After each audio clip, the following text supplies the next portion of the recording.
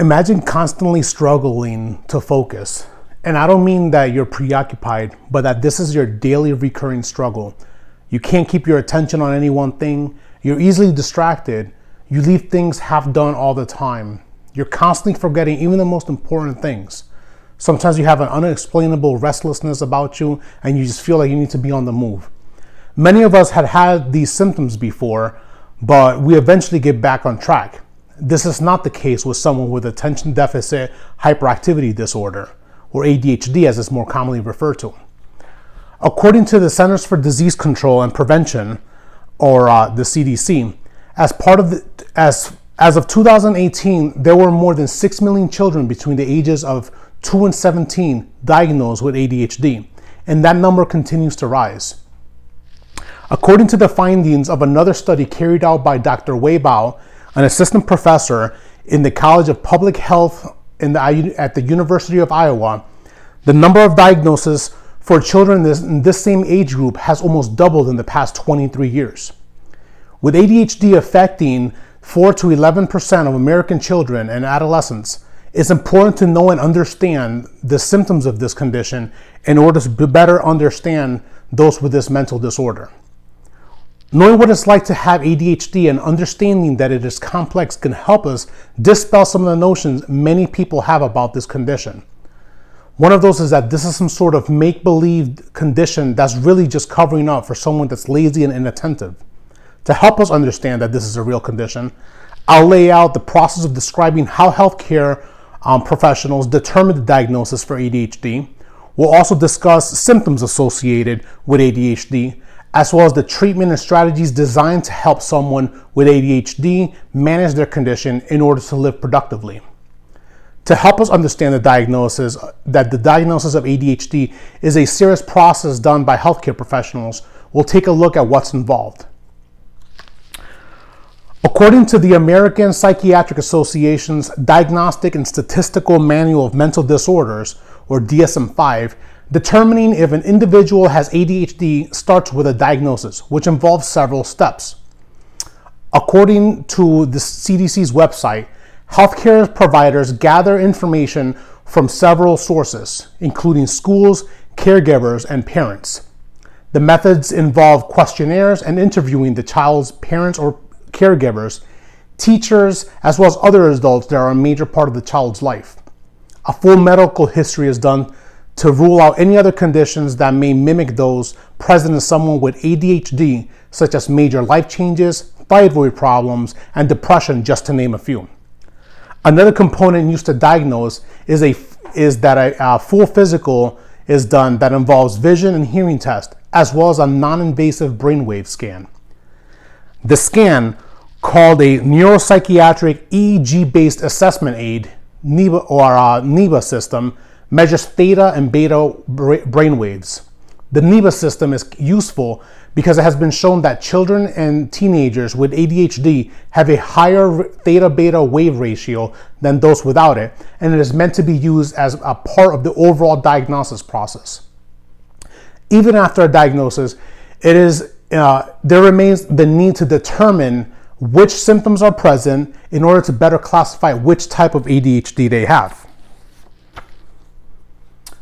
As there are 3 types of this disorder: inattentive, hyperactive impulsive, or combined, a wide range of symptoms can cause disruption in an affected child or adolescent's life.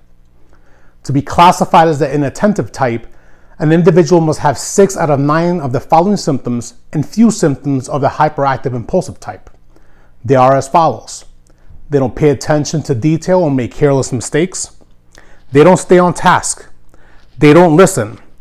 They don't follow instructions or finish schoolwork or chores. They have trouble organizing tasks or activities.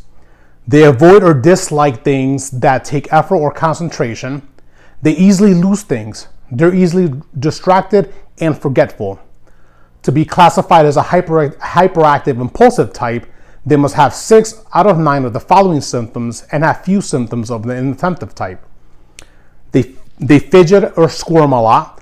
They get up from their seat a lot. They run or climb at inappropriate times. They have trouble playing quietly. They're always on the go as if driven by a motor. They talk excessively. They blurt out an answer before the question has been completed.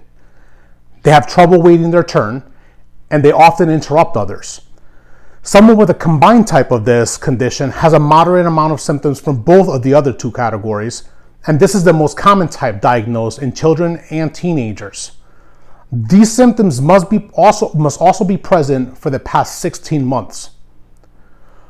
Once the type of ADHD is determined, both healthcare providers and school staff can develop an effective treatment plan with the parent or caregiver.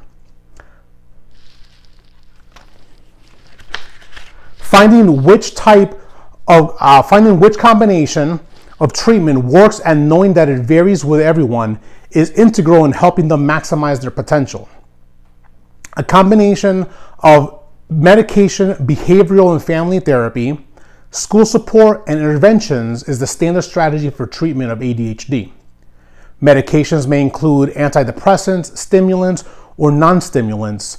The medications can help an individual focus more effectively, reduce compulsive behavior, and deal with the other negative symptoms that come with ADHD. Behavioral therapies are a multi-step process involving consistency and firmness throughout a period of time.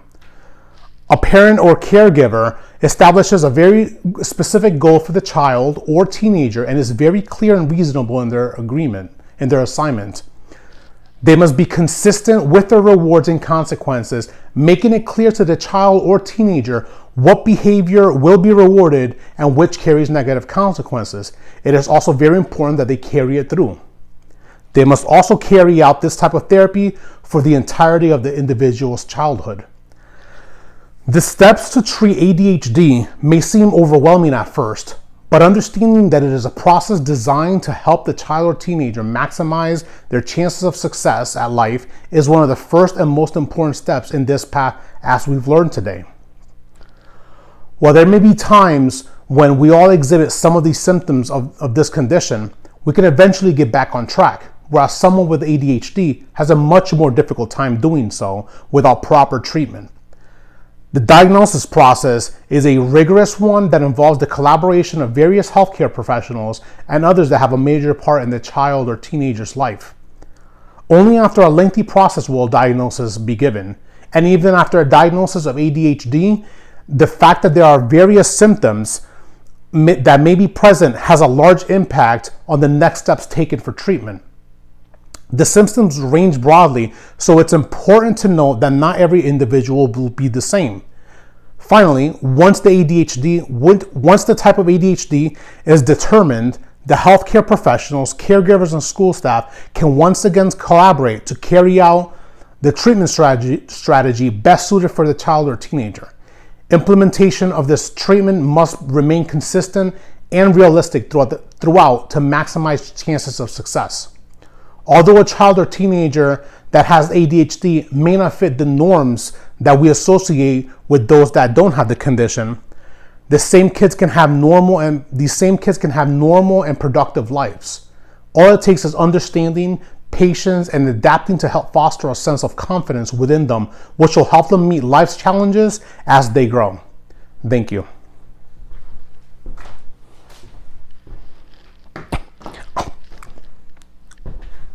Ciao.